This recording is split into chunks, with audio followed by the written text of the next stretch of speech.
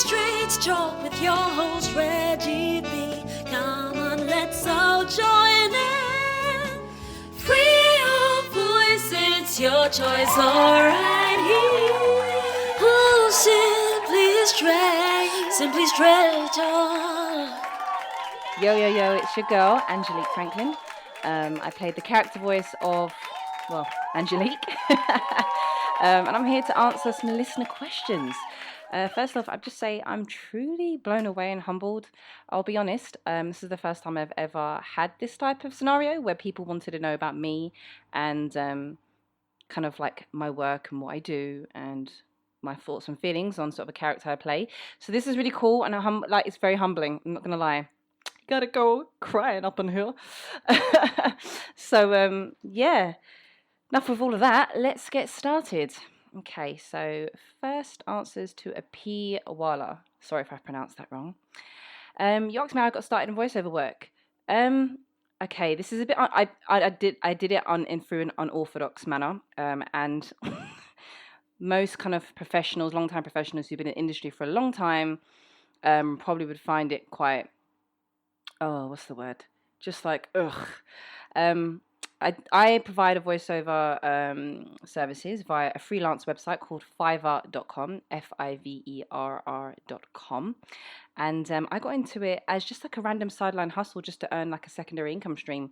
My partner at the time, he's a bit of a bish bash bosh, you know what I mean? Nothing's not that complicated type of guy. And he was like, you want some extra money? I heard about Fiverr. You should do voiceover work. And I was like, what are you talking about? I'm not an actor and I'm not a trained voiceover artist. And he was like, it's just reading out loud. What's so difficult?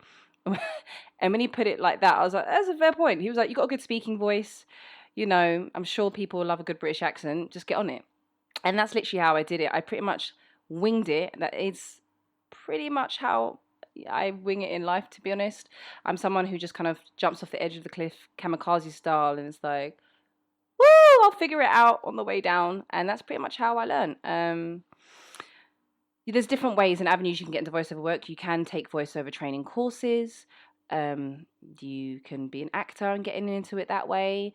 Or you can just pretty much wing it, which is pretty much how I did it. I don't think there's any set route for anybody. It's what works and what you're in alignment with. Me personally, I'm just someone who just likes to get on with things. I do very little research. Once I've decided I'm doing something, I'm just going to get on with it, and I figure that I'll figure it out as I'm doing it. That's not to say that's what I say that everyone should do, but that's how I did it. Okay, next question for Tim Lyle. We seem to vibe well together. I don't know. I'm always open to skits. I'm not the one that writes the script. Reggie writes the scripts, and I just kind of read what's sent to me. So you're going to have to direct that question to the man who hosts the show, because I just kind of read what's sent to me, the script-wise. But I'm always open for some more girl-on-girl. That sounds really dodgy. Some more girlfriend-based scripts. Do you know what I mean? And no, we don't actually record together. We record remotely. So I'm based in South London town, South, good old UK, and I record from home. And then the scripts get sent to Reggie for the show. So next question from Ethan HS11. You said you would like to hear a more proper British English accent. Am I trying to avoid that? Do you know? Again, I don't write the scripts, and I read what's given to me. To be honest, my accent dips, it changes, and in London I think it's a misconception though. We all talk very proper. Do you know what I mean? And we all talk like this. The Queen's English, we don't. Or we're all talking in like, Dick Van Dyke's Cockney accent. You're right, geezer, apples and pears and all that stuff. We actually really don't talk like that over here at all. And it's quite funny, English people, that anyone who's not from England thinks that we talk either one on the scale. So even if they did change the script, my accent would still sound the way. And I feel like to be authentic, for it to be an authentic British accent, like what you're hearing is an authentic British accent. Anything other is just the variants of that. But yeah, I can do more pip posh British accent, or a Cockney geezer. Do you know what I mean? Around the way accent, if you want. Next question from Christy V. First of all, thank you for saying you absolutely love the character Angelique. She definitely does not take shit from nobody. So thank you. I really do like doing her character, actually. It feels weird to be talking about a character that has my name when that's my name, but I do like playing Angelique. And am I similar to her in real life? Kind of. I would say she's the more hyped up version of me. I definitely am someone of, I say what I mean and I mean what I say. I am definitely the one in my group of friends who's kind of calls it like I see it. That does tend to mean I'm a little bit unpopular at times because I just say what I'm thinking. I've learned as I've gotten older, I'm 35 now, to have more of a mindful approach about what I'm saying before I say it and consider how it comes across because I'm a fire sign, I'm a Leo. So, I'm gonna tell you about yourself. But there's a time, what I'm learning as I'm getting older, there's a time and a place for it. And I feel like Angelique definitely has more of a hair trigger temper. Definitely impatient, but she's just wow. And it's quite fun. I feel like I'm getting to live out some sort of alter ego where I can just be like shoo, with like my lip service and how I'm just kind of letting people know about themselves. So she is kind of like me. She's independent, definitely into self-development. She knows her own mind. She's very clear. I think she can be a little bit cutthroat, a little bit to the point, but I definitely have elements of that within me. My nickname amongst my friends is Narcos, as in Pablo Escobar type person, because I can be quite assassin face when I'm in that zone of, yeah, don't fuck with me. But yeah, she's definitely more the hype version of me. William Ace. Did I attend any special classes, do voiceovers, and is there a lot of money in voiceover work? No, as per the previous answer, I have not. I literally winged it.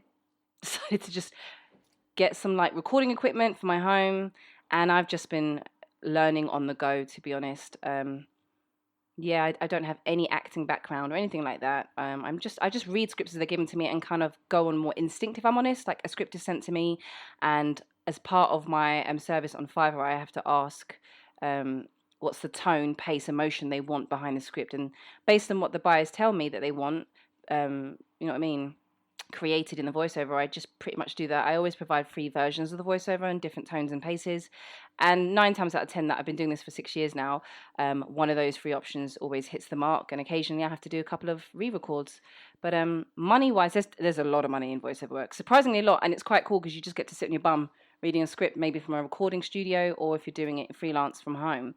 There's a lot of money, and it all depends on whether you're with an agency or if you're doing it independently. But either way, there can be quite a bit of money in it, actually. Funny enough, I didn't actually really get in. I got into it for a secondary stream of income, but it's become something that I just do for fun now, and as a result, I get paid, so it's a bonus for me. Okay, Carlos Sims 45. If you wanted to use me for voiceover work, how'd you contact me? And what other voiceover work do you do? Is it expensive? So I provide a freelance voiceover service on the freelance website, Fiverr.com. I'll ask Reddy to include a link to my Fiverr profile. You just simply message me on the platform and let me know what script you have that you want me to read, and we'll work out and let you know my pricing. Again, if you just go on my Fiverr profile, it's all very transparent how much I charge. It's very cheap compared to kind of like, I guess, people signed to agencies and stuff. I know I'm completely undercutting myself, but as I said before, I do this more for fun now. And the fact that I had to earn extra money on the side is just a bonus for me. I don't particularly charge much compared to everyone else. But like I said, check out my profile. And yeah, we look forward to maybe doing some work with you. Okay. Kathy Cross. What is your favourite skit to do for the show? And why are we not connected on social media? You always hear Melissa's name mentioned. You get along, just asking, everyone's thinking. Yeah.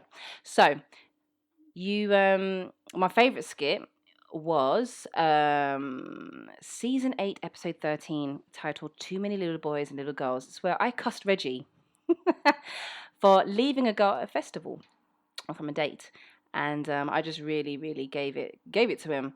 It was just really funny. She was really, really in the zone and feisty, or feisty. I don't know how it's said over there, but what I really loved though was the message that she said about how, as men and women, we do get caught up sometimes, I think, especially in this generation, of material things and how many likes do we have, what car is the person driving, how much money do they have, and that's not to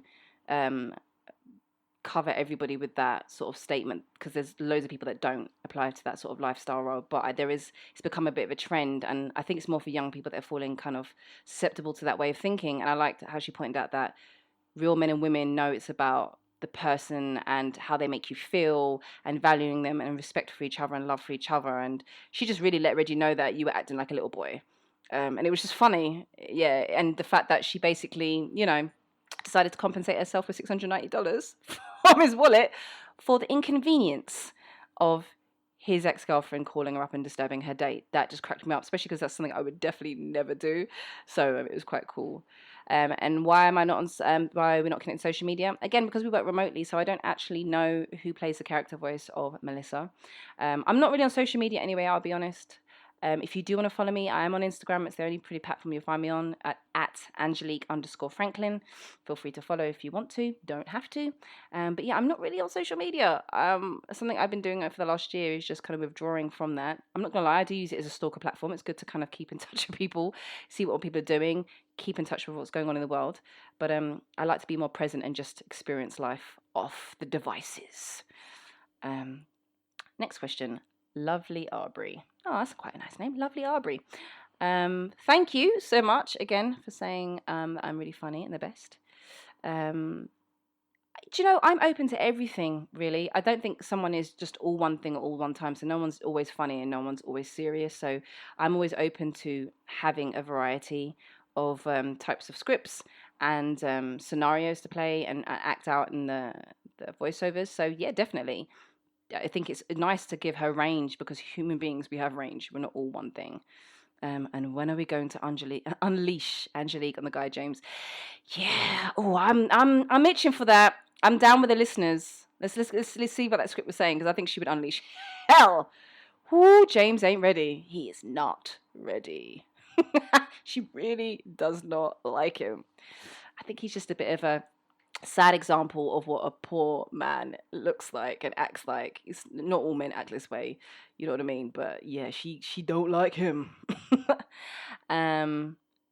What is something I would like to see my character involved in or do for upcoming shows? Oh, I'd have never really thought about it, to be honest. What would I like him to do? I would like to see her maybe talk more about her emotions. I feel like you don't really know when Angelique is like, I think you've heard about her moaning about something, but maybe talking about something she's excited about, or like that she's in love, or what her perspectives on love and what she's going through, or maybe like a contrasting situation in a relationship that she's having. Maybe more of. I don't know. I'm open for everything. Next one, Ronald43. Is there a reason that myself and the other lady, Melissa, don't participate when Reggie discusses the show? I agree. There definitely should be a lady on the show. I'm just saying that. As a woman, just putting myself in there. It's because we record remotely. So again, I'm based in London. I record from home and send the voiceover audio to Reggie, which he then obviously edits and puts at the beginning of his podcast. So it's Reggie's show. And I'm just here to kind of add a little spice and flavor in the skits at the beginning. So that would be why. Leanne Hinton. Do I ever draw from private life experiences when I record from the show? I ask that because sometimes your character is like real with their comebacks. Yeah, definitely. What I do whenever I'm sent the script, I always read it all the way through first, just to get a vibe and feel of what the tone and emotion is being conveyed behind the script, what's going on. And I try to think about, okay, you definitely inject a piece of yourself for these characters, even if you're playing a character. And I sort of think, okay, how would I handle it? And then knowing what I know of the character Angelique that's been built up over this time, how would she handle it? And I kind of merge the two together. So it's a little piece of the real life Angelique and then the character Angelique merged into one whenever I read scripts. And I do add a little extra sass on the end, or inject it throughout, because Angelique in the skits is definitely sassy. Whoo, she straight up fire on like inferno mode most of the time. I've learned over the years to kind of be more balance my flame, because I am a fire sign, so I tend to balance myself a lot more. I like to think, God knows, someone else and my friends might have difference of opinion. Hawkins One Piece. As a man, why do I hate James so much? Give the man a break. He's just like me. I'm glad that you enjoy me when I snap on people and it gives you laughter. Do you know? I think the character Angelique dislikes James. I don't like the word hate, but she definitely dislikes him because I think he represents just kind of that, the poor end of being sort of masculine. He definitely is very selfish in the sense of he does what he wants, which I think everyone's entitled to do, but at the cost and expense of like other people, and forgetting that there's cause and effect to everything that we do. I mean, the fact is, he booked a hotel using mine and Reggie's details. I mean, that's messy. Like, if you want to do your own mess, it's your prerogative, but don't involve other people and expect people to be happy about it. Do you know what I mean? I think sometimes as human beings we forget that there's cause and effect to everything that we do. And James is definitely someone who is like, he wants what he wants, he does what he wants, regardless of the repercussions. And I think as adults we need to be accountable for everything we say and do. That doesn't mean that sometimes means that someone's going to tell you about yourself and you're not going to like to hear it, but you learn from things like that. But yeah, Angelique definitely doesn't like James and his current maneuvers. I'm glad you enjoy how I snap on people. How do I prepare for doing the intros?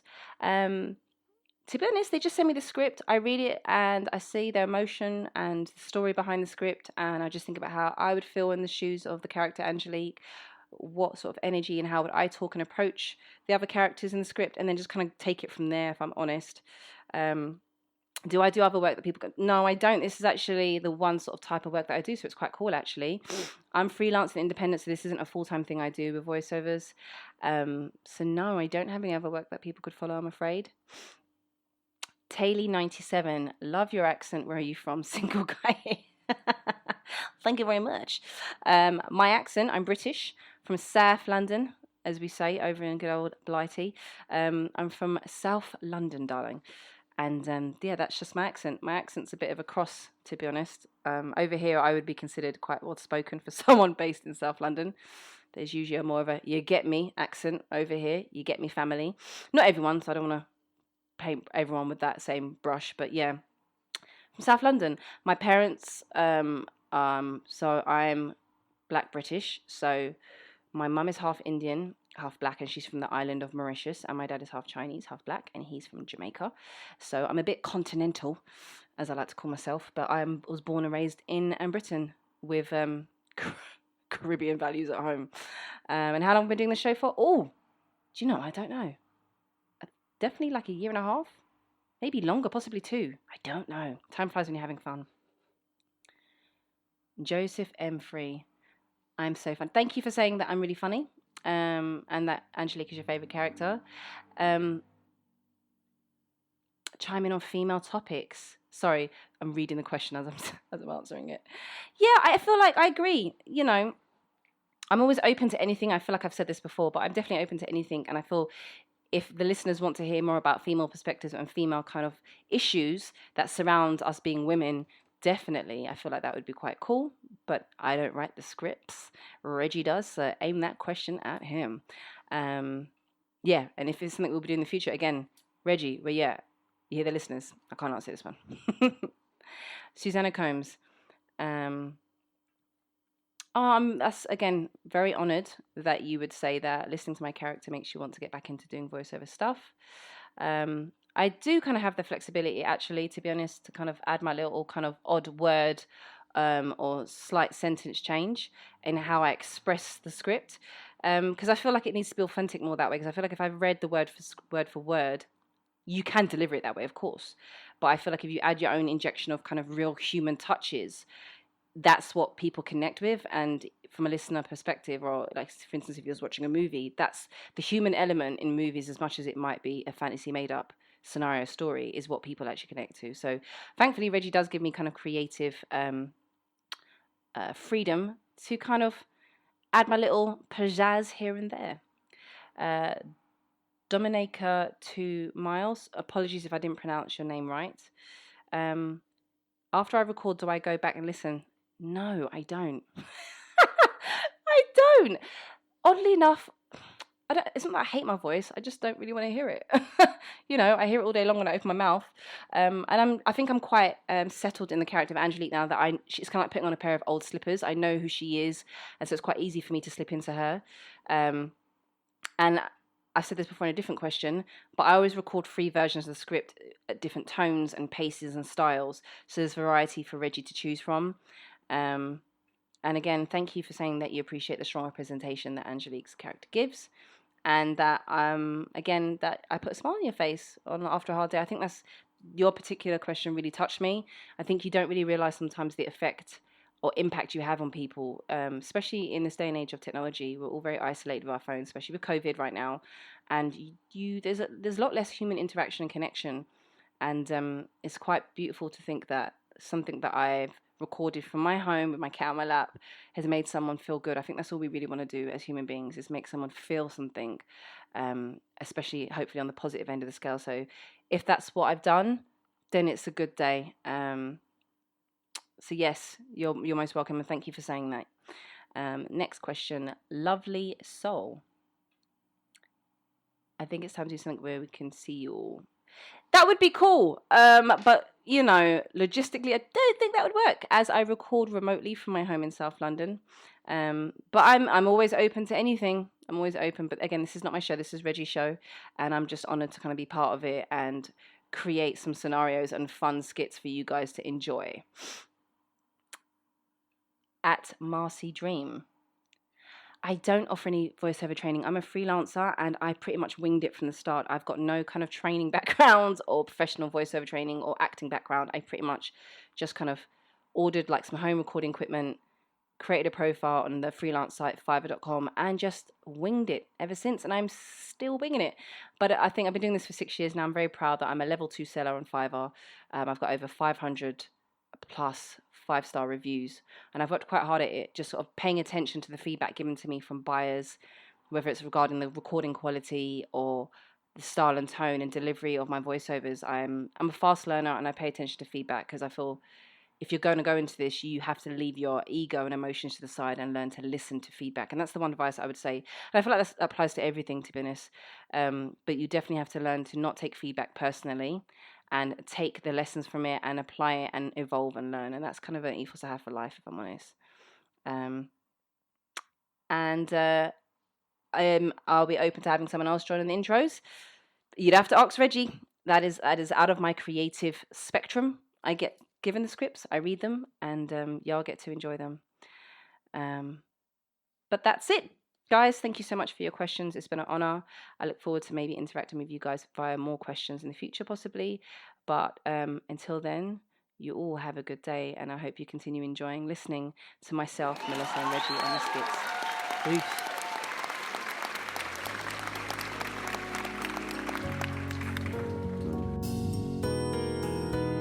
Thanks for joining us this week on the Simply Straight Talk podcast. Make sure you visit our website at rmviagem.com, where you can subscribe to the show on iTunes, Libsyn, SoundCloud, or Spotify, so you'll never miss a show.